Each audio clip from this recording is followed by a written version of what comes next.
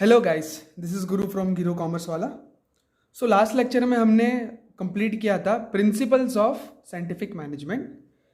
Let's move ahead और इस लेक्चर में we will cover techniques of scientific management. ठीक है।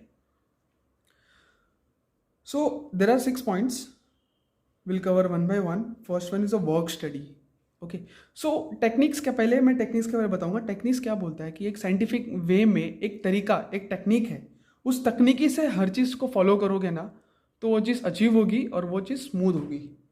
So first point, work study. और वर्क स्टडी में work study is divided into 4 parts: time, method, motion and fatigue. Will cover one by one in detail. और ये answer याद रखना इतना आसान नहीं होता, तो मेरे पास टेक्निक है। आप easily technique of scientific management आपको याद हो जाएगा। First one is a work study. Okay. Work study मतलब डिटेल में स्टडी करना, पहले से डिटेल में उस चीज़ के बारे में जान लेना। बिफोर असाइनिंग अवेलेबल वर्कफोर्स जो भी एम्प्लॉयज़ है, do proper work study. Okay. Do proper work study. Work study will help us to organize systematic and critical assessment. Work study consists of organized, systematic and critical assessment. Critical assessment मतलब किसी भी एक एक गंभीर समस्या, ठीक है, गंभीर समस्या को एनालाइज करो, आइडेंटिफाई करो वो किस तरह से चल रहा है। Let's come to the first sub point A, time study. Time study basic way में आपको टाइम स्टडी बताता हूँ। फॉर एग्जांपल, टाइम स्टडी मतलब समझो मम्मी अगर घर पे खाना बना रही है, उनको दाल राइस बनाना है। फर्स्ट टाइम जब बनाएगी तो उनको अंदाज़ा नहीं मिलेगा टाइम का, कितना टाइम लगता है, बट सेकंड टाइम बनाएगी उनको पता चलेगा, थर्ड टाइम बनाएगी तब उनको पता चलेगा। तो उनके दिमाग में ऑलरेडी घुस चुका है, स्टडी हो गया उनको कि मैं जब भी दाल राइस बनाऊंगी तो मुझे आधे घंटे में हो जाना चाहिए। इसी तरह से मैं सबका एग्जाम्पल दूंगा, हर एक even time, method, motion, fatigue, और फिर जो बुक में लिखा है वो, उसके बाद रियल एग्जांपल दूंगा जो फैक्ट्री में किस तरह से फॉलो होता है। ठीक है। और ये पूरा का पूरा टेक्निक्स है ना related to the factory, major related to the factories. We will take example of cloth manufacturing. Okay. First sub point, observing. Okay. Observing, it is a technique of observing and recording the time taken by employ to complete the given task. Okay. Observing and recording time taken by the employ to complete task. Mummy observe करती है और record करती है कितना time लगा, ठीक है, खाना बनाने को। फिर उसी किसी के जजमेंट से नेक्स्ट टाइम वो इंप्रूव करेगी। Each element of work is determined with the required time. ठीक है। ईच एलिमेंट के दाल बनाने को कितना लगा, चावल बनाने को कितना टाइम लगा, तो वो टाइम अपने को नोटेड हो जाता है। उस नोटेड टाइम को डिटर्मिनेशन बोलते हैं, और उसी रिक्वायर्ड टाइम अपने को आगे जाके हेल्प करेगा। On the basis of time determined, fixing standard time required to do a task under given time. Next time जब बनाएंगे खाना तो उतने टाइम ही होना चाहिए, वो मैंने आपको बताया, वो यही चीज़ है, फिक्सिंग अ टाइम रिक्वायर्ड आधे घंटे में होना चाहिए, तो हम लोग आधे घंटे का टाइम सेट कर लेंगे। ठीक है। इससे क्या होगा, useful to measure employ efficiency and control the cost of work. जितना है उतना में हो जाएगा, तो और दूसरा काम भी कर सकती है मम्मी। अब ये पूरा आंसर मैं आपको बताता हूँ। Let's take an example of cloth manufacturing factory. Okay. Cloth manufacturing factory. इतना ये बहुत होगा, डिफिकल्ट होता है दिमाग में रिटेन करना, बट मैं आपको बता देता हूँ। सो क्लॉथ मैन्युफैक्चरिंग में ना प्रोसेस होता है। पहले क्या होता है, रॉ मटेरियल आता है क्लोथ्स का, एक मशीन में आता है, उसको सेग्रीगेट करते हैं, ठीक है। फिर उसके बाद उसको कटिंग करते हैं, फिर उसके बाद उसको स्टिचिंग करते हैं, फिर वॉशिंग करते, और फिर बाद में अन्य प्रोसेस जैसे पैकिंग पकड़ लो, और ठीक है, एक्सेट्रा। ये स्टेजेस में जाता है। Suppose A B C D E, ये सब सारे स्टेजेस में क्लॉथ मैन्युफैक्चरिंग होता है। ठीक है। अभी तो यहां पे हमने क्या बोला, अभी यहां पे जब क्लॉथ सेग्रीगेटिंग हो रहा उसको कितना टाइम लगेगा, तो ये भी रिकॉर्ड होना ज़रूरी है, इसलिए बोला था observing and recording a time. ठीक है, each element of work is determined, हर एक जगह पे टाइम कितना लगेगा उसका वर्क डिटरमाइंड होता है। फिक्सिंग ए स्टैंडर्ड टाइम, जब नेक्स्ट टाइम करेंगे, एक दो बार कर लिया तब नेक्स्ट टाइम करेंगे तो उनका टाइम फिक्स कर देंगे, इधर 2 घंटा लगना चाहिए, इधर 3 घंटा लगना चाहिए, इधर 1 घंटा लगना चाहिए, इधर 4 घंटे लगने चाहिए, इधर जो भी है मैनुअल एक्टिविटी तो 5 घंटे लगने चाहिए, ऐसा टाइम फिक्स हो जाना चाहिए। अगर ये फिक्स हो गया ना तो हम लोगों को पता चलेगा, इसकी हर एम्प्लॉय की इफिशियंसी बढ़ेगी, जो एम्प्लॉय यहाँ पे काम कर रहा है ना उनकी इफिशियंसी बढ़ जाएगी, ज़्यादा टाइम वेस्ट नहीं करेंगे, विद इन द टाइम होगा, और हर एम्प्लॉय आता है उतने टाइम में काम करके जाता है और वो उतने टाइम में ही काम करके जाएगा।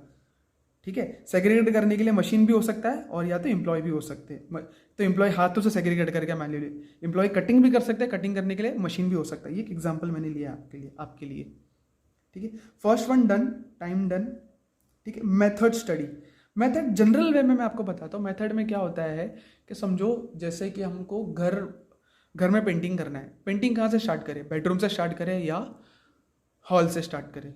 ओके, फैन पहले लगाएं या बेडरूम में फ़ैन लगाए या तो लाइटिंग पहले करें। ठीक है, ये सारा ऑप्शंस होता है, ये सारा मेथड हो गया कि कहाँ से कैसे स्टार्ट करना है। तो फैक्ट्री में भी ऐसे ही होता है कि फैक्ट्री में भी अलग अलग मेथड होता है। ठीक है, प्रोसेस है कटिंग, स्टिचिंग, वॉशिंग। अभी एक मेथड, सही मेथड हमको चाहिए। अभी ये समझो वॉशिंग के जगह पे हमने स्टिचिंग के जगह पे वॉशिंग डिपार्टमेंट रखा होता तो समझो यहाँ पे वॉशिंग था, यहाँ पे स्टिचिंग था। ये भी मेथड है, ये भी डिसाइड कर सकते, शफल कर सकते, बट पैकिंग पहले नहीं आएगा, पैकिंग तो बाद में ही आएगा। ठीक है, एक मिनट, थोड़ा ब्लर हो गया। ओके, तो पैकिंग पहले नहीं आएगा, पैकिंग बाद में आएगा, थोड़ा लॉजिकल भी होना चाहिए। हाँ, बट वॉशिंग प्रॉपर मेथड को एनालाइज करना। ठीक है, पर वॉशिंग पहले नहीं कर सकते, क्यों?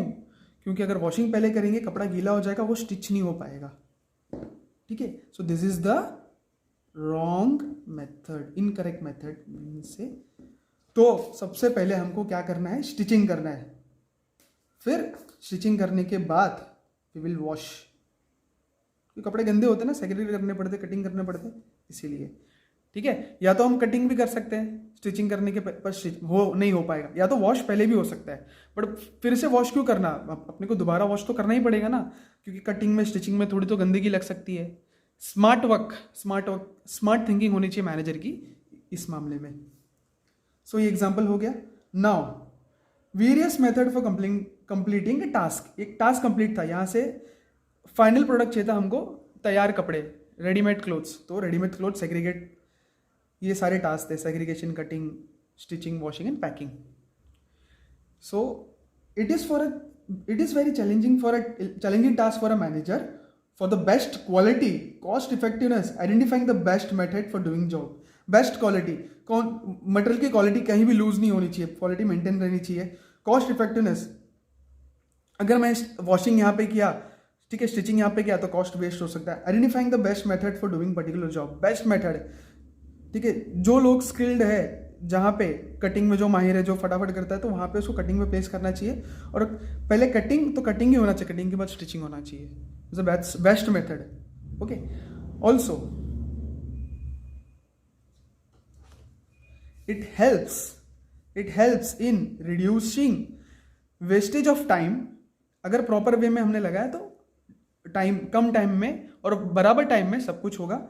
Reducing the raw materials and improving the utility of resource, मतलब क्वालिटी ऑफ रिसोर्स की रहेगी, क्वालिटी ऑफ प्रोडक्ट रहेगा, और रिसोर्स जो भी है, मैन पावर, मशीन जो भी है, वो बराबर मेंटेन रहेगा, और कम जितने में उतने में कम में ही बेनिफिट मिलेगा, as per the predefined objective. Predefined, ठीक है, प्री डिफाइंड मतलब टाइम में हमने प्री डिफाइंड किया था, इतने घंटे में होना चाहिए, उतने घंटे में होना चाहिए। यहाँ पे प्री डिफाइंड है कि इतने घंटे में इतना आउटपुट निकलना चाहिए, नहीं निकला तो हम आइडेंटिफाई कर सकते हैं फैक्ट्री में। It also helpful in determining the methods of handling A raw material. ठीक है, transportation, storage and inspection, handling of raw material, material को हैंडल कैसा करना है, यहाँ पे लाना है, सेग्रीगेट करना है, हैंडल यहाँ पे प्रॉपर हैंडल करके रख देना है। ट्रांसपोर्टेशन मतलब एक जगह से दूसरी जगह ट्रांसपोर्ट होना। अगर देखो एक ही फैक्ट्री में है, अगर ये पूरा मशीन एक ही फैक्ट्री में है, 1 मिनट, सॉरी गाइस, एक ही फैक्ट्री में है, ठीक है, तो फिर ठीक है। कभी कभी क्या होता है ना, एक फैक्ट्री कहीं और होती है, दूसरी फैक्ट्री कहीं और लोकेशन में होती है, तो वहाँ पे ट्रांसपोर्टेशन प्रॉपर होना चाहिए, ऐसा होता है। ठीक है, फिर स्टोरेज, पैकिंग होने के बाद पूरा स्टोरेज प्रॉपर होना चाहिए। क्यों? क्योंकि स्टोरेज अगर प्रॉपर नहीं हुआ तो समझो चूहे आ गए या तो कुछ पेरिस अटैक हो गया, ठीक है, तो इश्यू हो सकता है। इंस्पेक्शन, हाँ, अभी पूरा प्रोड्यूस होके आना था 100 बट आया 99 95, क्यों कम हुआ? इंस्पेक्शन, क्वालिटी इंस्पेक्शन भी होना चाहिए, और क्लोथ की क्वालिटी भी चेक होनी चाहिए कि क्वालिटी मेंटेन है कि नहीं है, ठीक है। मोशन स्टडी, ये बहुत इंटरेस्टिंग है। मोशन मतलब क्या? मूवमेंट, ओके, मूवमेंट, यहाँ पे मूवमेंट बोला जाता है। फॉर एग्जाम्पल, अभी यहाँ पे एग्जाम्पल ले लेते, समझो यहाँ पे एक एम्प्लॉई है, अच्छा ये सारी मशीनें हैं सब जगह पे, ठीक है। ये मशीन को ऑन करने के लिए एक बंदा चाहिए रहता है जिसको ना 10 मिनट्स लगता है, ठीक है, 10 मिनट्स टू स्टार्ट मशीन, ठीक है। मैन पावर भी लगता है मशीन को देखने के लिए, मशीन ये इस मशीन को स्टार्ट करने के 10 मिनट्स, तो क्या होता है, पर उसके लिए आधे घंटे रुकने पड़ते हैं, ठीक है। हाफ एन आवर का वेटिंग टाइम है, ठीक है। फिर हाफ एन आवर के बाद उधर 10 मिनट्स में मशीन चालू करेगा, फिर 10 मिनट्स में वेट करेगा, 10 और 20 मिनट्स वेट करेगा टू स्टार्ट, ठीक है। Total half an hour, 20 minutes wait time, चलो यहाँ पे लिख देता हूँ 20 मिनट्स, टोटल क्या हुआ 30 मिनट्स। समझो बहुत इंटरेस्टिंग है। 10 मिनट स्टार्ट करने के लिए लगेगा थोड़ा, फिर उसको 20 मिनट वेट करना पड़ेगा, मतलब इधर खड़े रहना पड़ेगा एक आदमी को 20 मिनट्स के लिए, ये पूरा स्टार्ट होने के लिए टोटल आधा घंटा लगेगा। बट मैनेजर क्या कर सकता है पता है, ये 20 मिनट स्टार्ट के जगह पे इतना टाइम यहाँ पे डिवोट करने बोल सकता है किसी भी मैन पावर या आदमी को, रिसोर्स को, बोलेगा ये सब हर मशीन को की करने के लिए 10 मिनट्स लगेगा, फिर 20 मिनट्स वेटिंग है ना, तो जो तू यहाँ पे 20 मिनट्स वेस्ट करा, यहाँ पे 10 मिनट्स लगा ले, यहाँ पे 10 मिनट्स लगा ले, ठीक है। यहाँ पे 10 मिनट्स लगा दो, यहाँ पे 10 मिनट्स यूज़ कर लो, तो ये यूज़ हो जाएगा, वेस्ट नहीं होगा रिसोर्स। तो मूवमेंट, ये जो आदमी है ना जो मशीन स्टार्ट करता है, उसका मूवमेंट, जो चाबी लगाता है उसका मूवमेंट प्रॉपर वे में होना चाहिए, उसका मूवमेंट वेस्ट नहीं होना चाहिए, इधर रुक के टाइम पास कर रहा है, फिर बाद में ये इसको टाइम, फिर ये पता चला 10 बजे स्टार्ट होना था, 10:30 तक स्टार्ट हुआ, मतलब 10:30 बजे प्रॉपर स्टार्ट होगा, 10 बजे की लगाएगा, 10:30 बजे स्टार्ट होगा, फिर यहाँ से कब स्टार्ट करेगा 10:30 से लेके 11 तक। क्यों करना है, इधर 10 को ही आ जा, जैसे उधर खत्म करके, ठीक है। अभी movement of employees and machine, correct, movement of employees, ये बंदा तो यहां पे था वही। It helps in eliminating unnecessary emotions and finding a best particular job, ठीक है। एलिमिनेटिंग अननेसेसरी इमोशंस, जहां पे वो भी नोट डाउन करके, यहाँ पे रिक्वायर्ड था तो यहाँ पे फ्री, जहां पे रिक्वायर्ड था वहां पे वो आ गया, okay. Whether helps in improving efficiency of employees, employ की एफिशिएंसी बढ़ जाएगी, जल्दी काम कंप्लीट कर लेगा। Whether some elements of a job eliminated और their sequence can be change for smooth work. यहाँ पे देखो उधर का 20 मिनट्स को खड़ा रहना पड़ता था, क्यों खड़ा रहना है, एलिमिनेट हुआ ना, अननेसेसरी वेस्ट टाइम, और सीक्वेंस भी चेंज किया, इधर रुकना मत, यहाँ पे आ जा, यहाँ पे आ जा, यहाँ पे, और सीक्वेंस चेंज भी कर सकता है, पहले यहाँ पे आके भी यहाँ पे जा सकता है, ठीक है। Fourth sub point is a fatigue. 1 minute guys, screen adjustment, yup done. Fatigue में क्या, आलस, एकदम आलस, काम ही नहीं करना है, बस बेड पे आके लेट जाना है, जैसे ही ऑफिस से आए, स्कूल कॉलेज से आ गए, हम आके लेट गए, कुछ भी नहीं करना है, खत्म, तो कुछ नहीं होएगा, ठीक है। एम्प्लॉय भी जाते हैं काम पे, एम्प्लॉय काम पे जाने के बाद ज़्यादा करके फ़ोन लेके बैठ गया, खत्म। और आप लोग भी वैसे ही हो, पढ़ाई वढ़ाई तो करने का ठिकाना नहीं, कभी कभी कैसा होता है, फ़ोन लिया, इंस्टाग्राम पे बैठ गया, फिर खत्म, ठीक है, जोक्स अपार्ट।